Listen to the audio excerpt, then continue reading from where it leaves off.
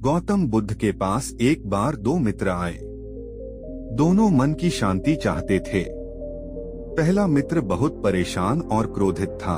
वह पूरा दिन ध्यान में बैठा रहता। उसे लगता था कि जितनी देर ध्यान करेगा उतना बड़ा साधक बन जाएगा। वह घंटों घंटों ध्यान करता, लेकिन मन शांत नहीं होता। उसका ध्यान एक रस्म बन गया था। वह बस बैठा रहता, संघर्ष करता, लेकिन भीतर बेचैनी रहती थी। दूसरा मित्र साधारण था।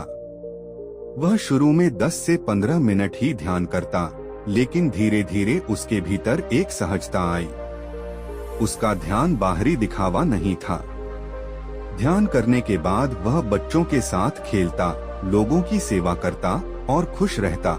उसका मन धीरे धीरे शांत होता गया। कुछ समय बाद बुद्ध ने सबके सामने घोषणा की कि दूसरा मित्र असली साधक है। पहले मित्र को आश्चर्य हुआ। उसने कहा, मैं तो पूरा दिन ध्यान करता हूँ, उसे आप साधक क्यों मान रहे हैं? बुद्ध ने मुस्कुराकर समझाया, तुम्हारा ध्यान संघर्ष है, तुम इसे जबरदस्ती कर रहे हो, भीतर क्रोध और दुख के कारण। लेकिन दूसरा मित्र ध्यान को आनंद और सहजता से कर रहा है।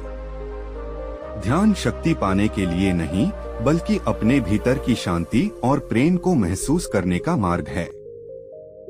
जिसने भीतर के क्रोध, ईर्ष्या और बेचैनी को छोड़ दिया, वही असली ध्यान में उतरता है।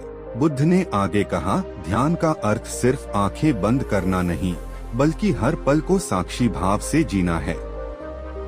जब तुम पूरे मन से, बिना किसी लालच, क्रोध या भय के ध्यान करते हो, तो जीवन में शांति अपने आप आ जाती है।